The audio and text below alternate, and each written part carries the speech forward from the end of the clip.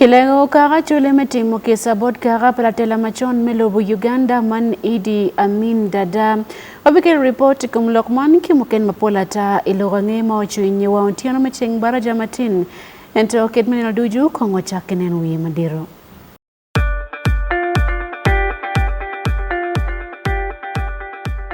At least the one thing for now we can all agree on is the soap to use. He likes that it's big and lasts long. Anti-economy. I like that it keeps my skin smooth. Ate alina echovu. And the children like that. It smells amazing. Everyone is happy. Movit soap comes in 4 fantastic flavors. Movit family soap is truly soap for the whole family. Movit. All day confidence.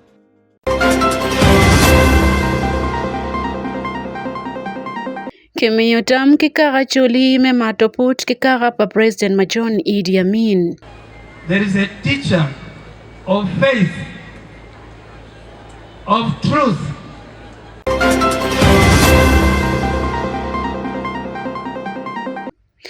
President Yoweri Museveni yapo kachoke madit padul mony melobo Uganda.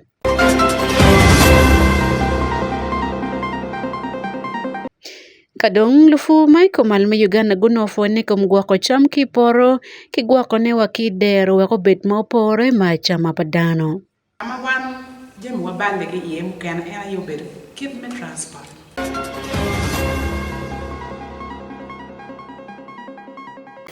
Afoyori wa ontiano matin tin cheng baraja ni ndo apara bungwen medremi ario mwaka alibir piru wangwen logange mo chinya bino botin kombe de chawario mo tiano ania Sunday AKUMU. Langol kop madit melobu Uganda man Chief Justice Alfonso Windolo leo kara chulibeti mkesabot kara patela machon melobu Uganda man kara paliele Idi Amin Dada. Eno berka lokbolo tela kilwak mogore iwigweng kaber matimo chwini sub-county Kitgum District. Iyo mekwer ni ano patsent janan loo mau berutie chia bit mo kati upongu ye wogo. Eno wani mono per tekni merketim kisakemaro puto betikin karario ni wekuj do betima be. Ikilwak maya chuli ki West Nile lipito pa janan loo mau time mwaka pia ngwen mia bira ngej umiara wat mabe do betie. Watiki report matuti kumlokman kibot Jackson Kitara eno berutie wigweng kakili kongwanen kiboten. OCWINY dolo olego Bishop Ushola ki Bishop Alfred Olua me lao diocese me tele wiya chuli mo bisiere West Nile katimu kicha ki maraput ki karapa min. Mero temwa utwa West Nile kapa ile. Watim kija ki ile min. Watim kija ko be kulor ko wan look eno ni dompe kinwa. The man came madong the deep do kege. One lego Bishop now 3 times. The deep Alfred Olua. First Bishop Lokiani Tawa Dokulu Wore. Kwa America West Nile. Let it no mawuro share waiganwa. Ikime Africa. Ikiro wandano. Wano biru kaini mwetu. Matimo kida. Wacha ukuone achia. Nikino wapeka kule gilmo tememba giltegengeyo. En olego anywele Uganda me wero tim gero. Me Uganda ave logni anyu akoyo nyatego ana te ana nyati yikara mu gombe ibwana bwana inuni yibi katwanu wani kwere mata spishiri ye kayubuwa kama tuku Margaret Odwa la chui admoro chiek pilwak me chua is wajo kit ma topa lum ukela laga kwere. Yuweri kaguta matera tira meweko ni bo pajana ni luum ubenira ma wilobo weng nyeyu lemo pajana ni luum ukelo kuch I Uganda ukelo kuch I acholi ukelo kuch I wilobo duchu. Joanna Baptista Odama Archbishop me Archdiocese me Gulu uparo Archbishop luum ni oberle pony ma dit malwaro miaro kwany la nen ki kome. There is a teacher of faith, of truth, teacher of courage, teacher of justice, teacher of peace, teacher of reconciliation. So every time we come to learn from him how to live as a person of faith in Christ, in his resurrection, in his truth, and his courage, in the justice and the peace and the reconciliation. En wayoni gen cha lutela dini umier ki kwany la nen ki bor luum. He is a model for us, a model to follow, self-sacrifice for Christ, and to show an example how to live like Christ on this earth. Bishop Michels of Uganda, Dr. Stephen Kajimba, olego gamente me yabo St. Lawrence College, mayam luum ukwano, bere poni iye. I request the government through the Ministry of Education and Sports to reconsider opening this college and be lifted to another level to suit the required education standards of our teachers. This is how we can promote the legacy of Archbishop Janan Luum. Archbishop Janan Luum ubero la neno pekineno Michels of Uganda ni chaka imara aliba chiel mia bengwen ki piara ber wia ngwen ni oy karma ki nere imara aliba chiel mia bengwen ki piara ber wia bero pilor ANGEYA i Wan Luo TV Ann Jackson Kitara i OCWINY Kitgum District.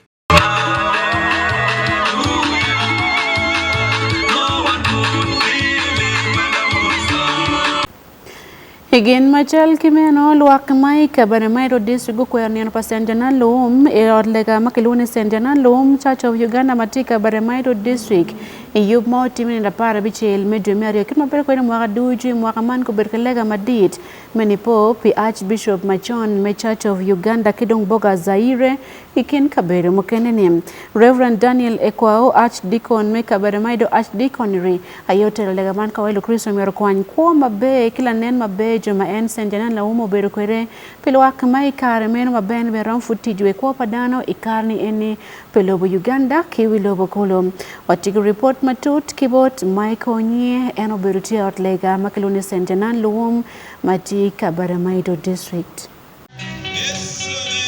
Ikuristayon apapa tameda wokuni district meka Baramaido enotelo ilega dio ituno karachil kedi cheng adwong Meda Archbishop me Church of Uganda amengochi oneko Janani Luum ilega ni ena motelo di bedo ikanisa me St. Janan Luum Church of Uganda atie dier town meka Baramaido i district meka Baramaido ngato bed Archdeacon me Archdeacon meka Baramaido Reverend Daniel Ekwao enotelo ilega di Ekwao ikrusainda meneno be imoko ye gidiko bedo ditek pineno be kilobo kita Luum otelo kede kuomere Piretek total ne wane Uganda kane amejo Krista yo dedede pore would gi ma tema de upere kede kwa St. Janan Luum e chungo die tek e karame pintek ne kede wada tini kareni wada miro chung dio tek ikum kope amengole ka wana tu ya moto tolo kwa wameyewa do wano tingi mendera Yesu Kristo ena morie malo ara ito ara ikuo ara chantieni ara tiye kona chanadi ero wano tingi mendera Yesu Kristo ben malo bala papa wa Janan Luum timoke aduongwa president me Uganda Museveni wenyo aperi tel mere toto me jo bedo do ineno mere ariaka lubango keti wiye inedi ene ko ye nino aduongwa bedo ngata chiel ikom jo achiel me Uganda alego be ruot konye doko miye rieko metelo lobua enyiki madala chia pat akala momanda aso Kristana champapat anda bino woto tam gidi kwacho beto Luum miyo ye gida bedo tek ningango Rose Stephen Etol kiko wedding kede balanga Kristayo omianga bino da tin cheng merani to piko palo banga nga ye pikita Yeso bedo nya lakna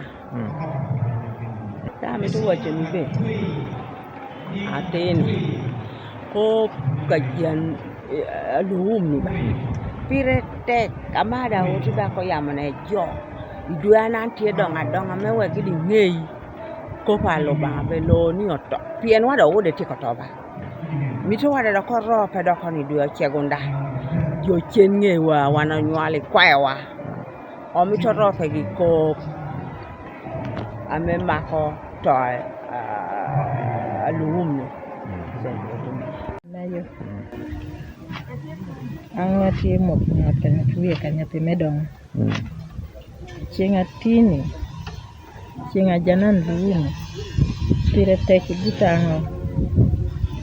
Bala ngayi. Amati chunga di alubo moko yo tien Yesu Kristo. Tien janan oneko yateni piko melobo Yesu Kristo. Enomiyo paka government da tino kuye kede ching noni pien oneke pie jalo kuo mere pijo Krista yona maudo bino tiemito ne ene kuye jalo kuo mere aso enomiyo ching da pire teki buta pien angoda tielo bo yoma ya chien no ma Yesu Kristo. Important to me to save my life as a Christianity and to let me know the way to follow Jesus Christ. Wangare ebere chenga me miero kwer kede chenga mone ko kede chenga me Archbishop wa to kede karamone ke kede de bere chenga ber me mino ye me da nyim bala wanjo Krista yo pore me mere kede ye wa be detect mewe kata tama moro bino detect ichung detect ko pakito bali karame senja Bole mwaka chela chiel ename ilega me ituno lum bedo buto monwe kanyape medwe mare da kanisa mesend jana lume kabir maido tielo akod ilegani Michael Onyinge pi Wan Luo TV ikabir maido district.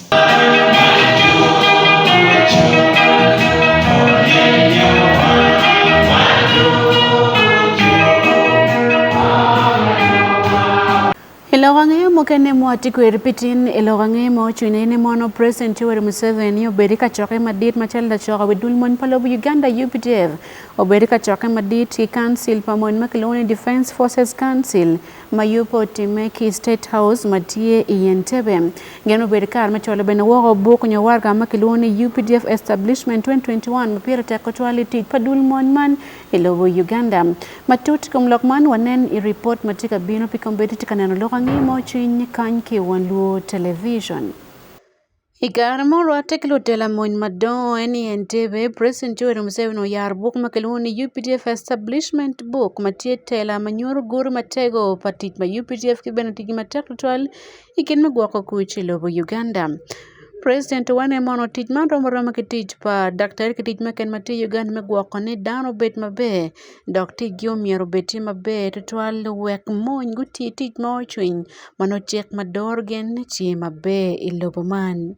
Because you should understand, not just do things mechanically, that's what. You must understand the substance of what you are engaged in. The doctor, his job is to preserve the health of the patient and to cure him in case he has got a disease. So it is public health and medical treatment in case of sickness. Public health you do by vaccination, by nutrition, by clean water, but doing those things somebody keeps healthy, doesn't get sick. You avoid sicknesses. But in case you get sick, then you have also got now the curative side.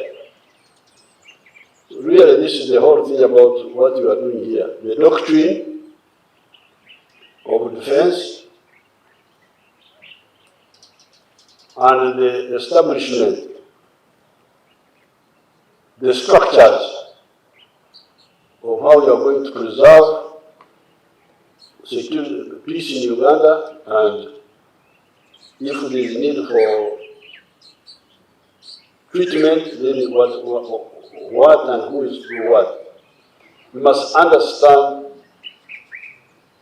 the substance of this, not just the names. So therefore, I congratulate you on developing the doctrine Ena wani pere tekratwal ni mongo gwa kuki beber padan ma Uganda tiek ma miero betiyo bet ka dorgi metimo nga matimo ngoi chawa mene kidong bene kit mene miero duju obetie. Ikachoka cheli bene present okati kono ki guri kichaba tiket makimiyo bolo pajo palili Lieutenant General retired Bekos Kutesa petit matek motime berwon koma chel padul me UPDF Establishment Committee magotiyo matek kikari chani. I congratulate Bekos Kutesa and his group. Bekos Kutesa was one of the officers who recruited under Fronosan we sent to Monduri. He came and joined us in the bush. And when of course I had seen him at Monduri with the other boys who were there.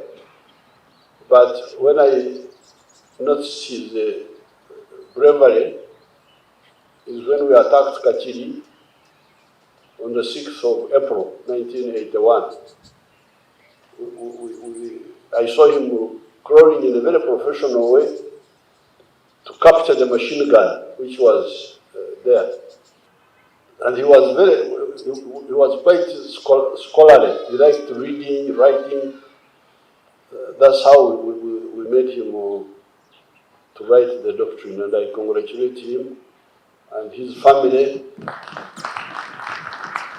President Bano Miyongech Board Council Mani Mono lieli kutesa tiyo mateke moñ moken mapigi tego ikin bene otoro kabarak madit pa moñ mano ti masindi ka bene oberlun me kabamba kin moken mapigi tego ma otiyo ye pigamente mati komde karaman man gamente papati NRM. Eno wego tich mony enel dwe abich me dwe 800 mwaka 2021 dok la chien koni ng'eye ke 100 kare piano tiyo kare maromo mwaka 45 mobedo kwed la mony pilovo Uganda. Ikara matika loko ne yobmane Chief of Defence Forces General Wilson Mbasu Mbadi owaini mono peretek ni mono yobmo tero mwaka biro eniyo katiki tiek mapere tek bodmony en makiloni UPDF Establishment 2021. The signing of the UPDF Establishment 2021 made it a legal document to guide the UPDF's organization, composition, personnel and ranking structure, equipment required and the size of the force. It is therefore on this background that the establishment 2021 has been scheduled to be launched today. Iloke bene yuba cheli Honorable Vincent Sempija mati Minister pe beber kilo mon machon owaini mono chiek man peretek medoro tit padul mon doko buti ma peretek kotwal piket migwako kuj kitit palu mon melobo Uganda. This is a statement of vision, organization and the strength of the UPDF. It elaborates the appropriate structures, functions, roles and the necessary relationships across and between various levels of command and control of the defense forces. It also articulates the required capabilities in terms of size, composition, equipment, general strength, and other operating systems necessary to achieve the defense vision, missions, and effects. Minister Benutiki Karaman me pako President Yoweri Museveni prit matek ni kuki beberu merbete Uganda lu owego kero guri matek me beberu kidong lobo kidong beneti yulim iyo mopore. Pelo ang'e mo chiny e Wan Luo television Anya Sunday AKUMU.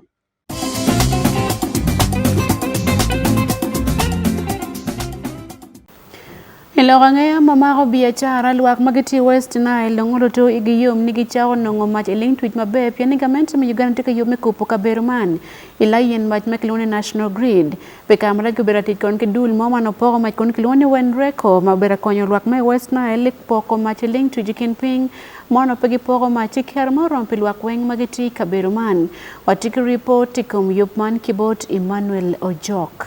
Company mamiko mach nyoke poko mach ikind pacho matungtung i West Nile utia yuba kani medu wel dano mashopo kani nwango mach ma ai kudibangi. Company eni majuluongo West Nile Rural Electrification Company nyoke wenereko ubewacho niya gidaru kani winjiri man governmente utia yuba ni chwako gi kani neno odiel fadek kendu jukubu mach igi ijub moko manyen ma governmente uketu ni konyo dano itenge midongo ngom. Enike utie yub manyen ma ochakiri idui mirario eni mabende ubechimediri wange piduya busiel kara junen ni adano enigi ginwango mach ipacho megi. Jadit pa company ne nyoke General Manager Engineer Kigumba Kenneth uwacho niya yub eni ubechi neno niya jukonyo dano magitia yuba kani jolo mach nyoke ni kubu mach ipacho megi. Eni masago ne ubechi konyo dano magitie kago kuwaya nyoke yat pa mach mautie ikind meters piera dek uya beach. Dano eni jubechi neno niya jumiku igi meter box pa mach manano. They should know any form of disruption to this infrastructure is going to cause a problem, not just to us, but to the rest of our people in the region. Something like this. It's a message we have to send out, and we have to work with you, the journalists, and or media personalities, to help us send the message to the fertile ground. Only covering what is required for a person to get electricity from the service line. That is the service cable and the meter. But we all know that a connection is way beyond that.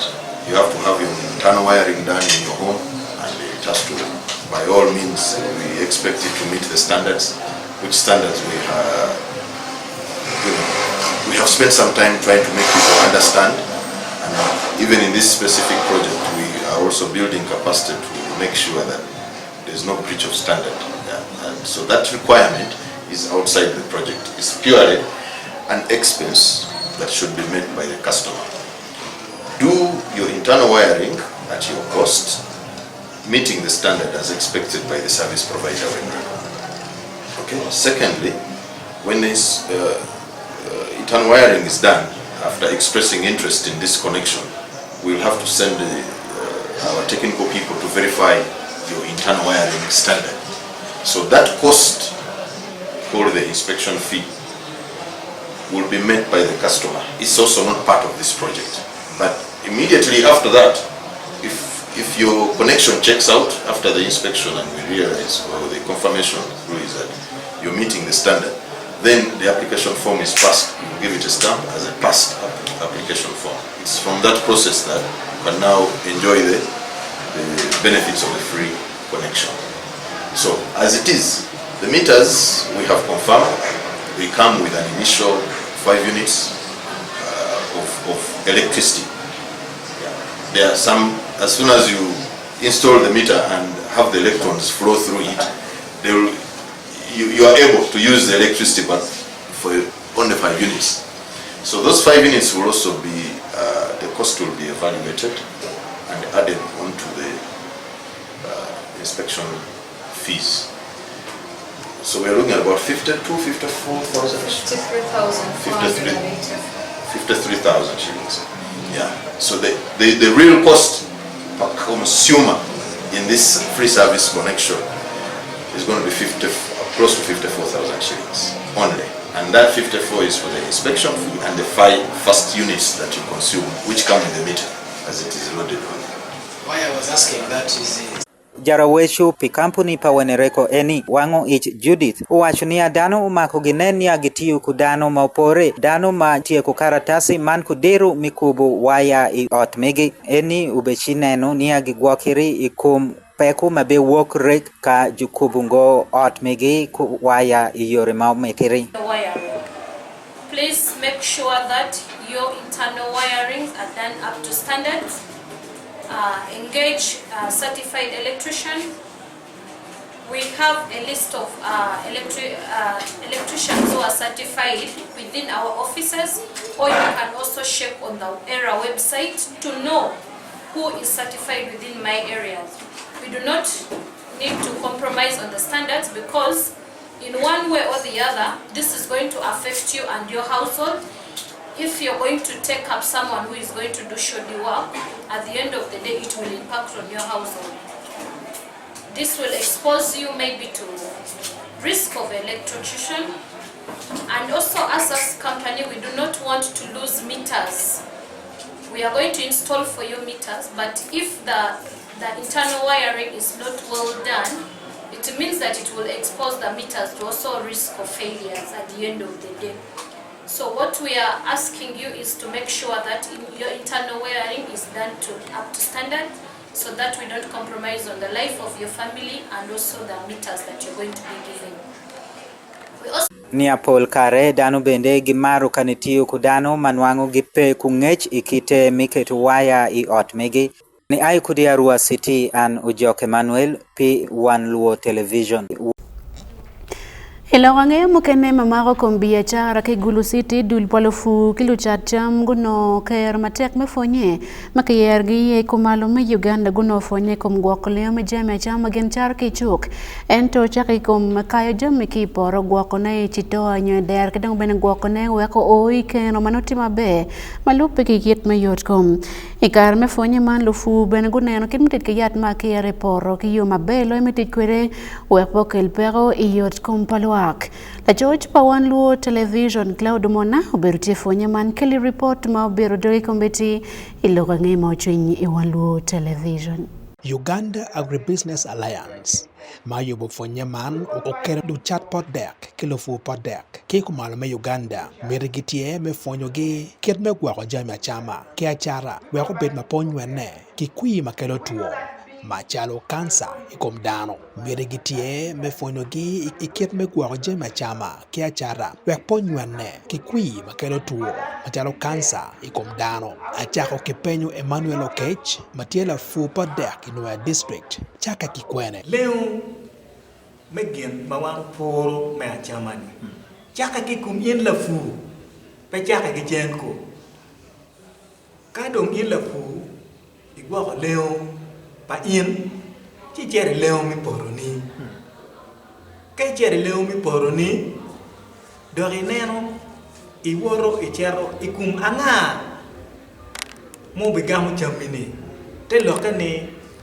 la fu la wil kila chamone meneu eguni weng wano tie dul mo mier wa yelle ni neno ni gien ma aki poro ka dong ki gwaho ki bi kwanya ki chwalo de jukon leo mete do Ikamu kene kama jema chama nywanne iye ena yetie iket me tero jema chama man ichuk kidano me awila Rose Achen matiela chat ichuk kid kom ologe kom pero man kama wan jema wabande ke iye mukena ena yobere kit me transport ino le fu kwanya jema gi por kedo eto yo me kwanya ne ke gam me chwale ne por me chwale chuk e cham kena pero bere ka kenyo me no le fu no bere ten yo jeki na forma mege ni mera twala ne cho yato donc en berete yoni kor mutaka mo ke kan ngole ker chamenya kare ye ti cha mo kan mutaka mo aka twala dia i famo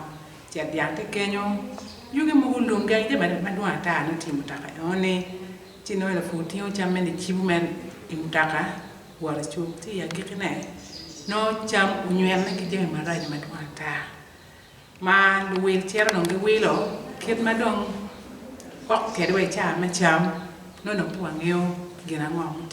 Florence Oma tila fu Ilera City en furu pot dek ma pat ichu kama interior pot dek mere machara de fu pete ki ngech iket me gwa ko leo ikum jema chama man we ko tuma pat bino ma mukene chaone dogo tek tutwal koketi bablight kai kiro kere yena me Nelson Okobani konyo miyo pe bero mede kere chamo pot nyanya pien pot nyanya ni ina yete di nyanya cham mawe ko nyanya ni bero odo aber achil ameka iti chato nuchukere die so wano ti ukere yen ni be hokeri porwa be ne kudini pol gi balo porre pien ka balo porre ko nyanya pe cheka ber mo ken ne tushu ko ba watermelon kudi tushu te muod doko mo ken ngure wa kud wan bu nu peru chatte te top danko so nu de ti uping no ka indo inen kudi ni ti adoyo mirki kibede kin ore yagi ki. Okay. Emmanuel Okech omedo tuo mukene batwero nong'e kape ogwago leo me jama chama. Wek ing'ene inino puo matika bino ya duki megina chama wano awera wich kado ni kachalo ini chama gwa chemical ya mano ke kia puri chama ke era chalo waine ngamo welo cham ki chuo ma cham me ne ke kire man ko ze ko nga ke tien mege wa mage bedi choke cham kene wa kire ye kira ya nyanya we ya nyanya nani ngo risto so ka ini cham gini ano ni kila wera wich kila ba wich kila ngok kwanyo kero niyo ma enini aduki nyoda nyot ni ana diaro ba dek ma chamo ni nongo kwi mone tie ie Lok me gwako leo me jama chama pere tek tutwal pien ena ye weko yor komwa pedo maber. Ajuna Tadeo matieda titpa Uganda Agribusiness Alliance otero pingo fonye man pere tek kilofu ikumala me Uganda. So we brought them together so that they can ensure food safety across the entire value chain. But not only that, there have been challenges between farmers and consumers. So we are trying to see how do we ensure there is a good relationship between the two parties. Some are complaining that this party is cheating me, then these ones are saying you're not supplying me consistently.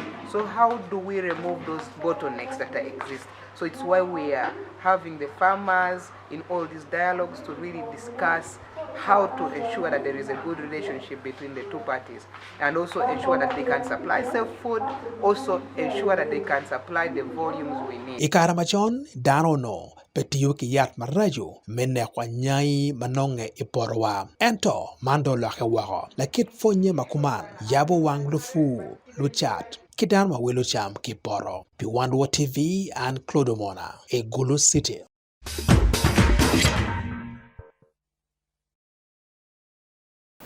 Fortunatit Bot Emmanuel. Welcome to Club Volleyball Makloni Gulu Volleyball Club Gomar Matiching Team to Uganda Christian University. Idodil Makloni Volleyball Syria. La Chochwa David Magere Kel report kom ken matotum kwere golo adeki kom tongweno kongwanen matut kiboten.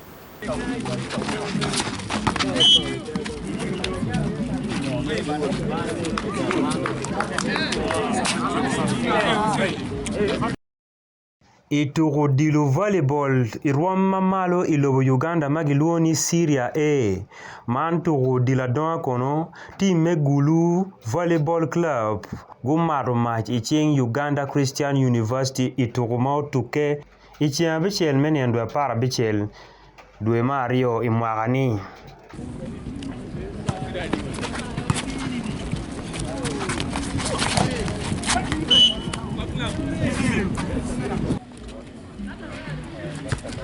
Thank you.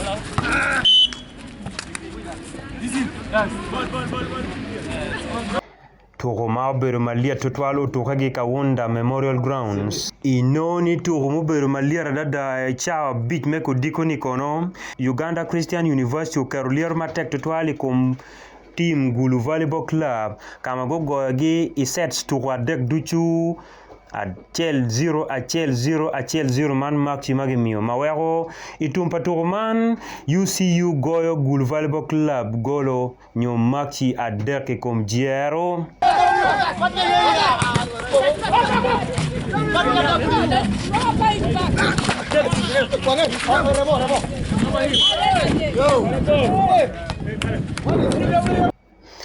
inoni inuchutuka dek duchu ino Uganda Christian University guber kapche dok go dilo matera da mawego gulu pegino yo mo kon gituta turra menani kon gidi wo wele magu agi Kampala ni Carlos Omoa mati captain pa Gulu Volleyball Club kono terne perotino ka yelogi mawe gengero ni turmeno pien pegi yupe mabe ya kino wagere pero berutie Matek Plateau or Chalo one players, no Chalo like GVC. The training Mama Chichi, my one team this time round. We prepare it to well. Well, you make it in the large market of the team. Yeah. ki yung chel kono Mark Omara Uchan matie captain pa Uganda Christian University kono moko kamaleng ni gen pol kargi lo to giduchu ka gichero welo. Away game basically most times kita preparing preparation is very important. Kai game away piromo ale ke Kampala. So mire ale bino resting so that you play very well away. White Otara Matila Fonturo pa Gulu Volleyball Club kono wani peroti kam mamege wero polu turu duche pero bino ma wero katurutie no gen pe no gi yope mabea dadam inoni kono mapia guturu ki Uganda Christian University Gulu Volleyball Club kono guturu ki Ndeje University kama dejo go gi Benadere komjero ki beneturu ma deke maguturu ki Elion go gi adere komachel inoni ti man kon tika tura ma polkarin tika neni mgimar duoge wako ka turu ping Syria B pian kit magiti ka timna kede perwate kakare wi beno poni Gulu Volleyball Club ene ti tima chele ken Uganda mape agi Kampala matika turu me volleyball Syria e top flight Uganda is season ni lok angea ikom turu i Wan Luo TV David Magere i Gulu City.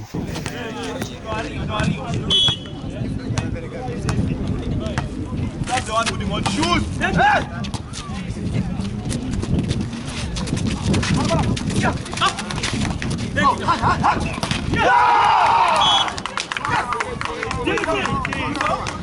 Report kumtu volleyball mobility mchabit mokate kelodong ya gikimile kwange maucho inyetin kicheng bara jaman ki Wan Luo television wanwepi inne dire chawario modiko inyim yup rupintin ania Sunday AKUMU paiken yum kembe kabino choti ngeman i Wan Luo television.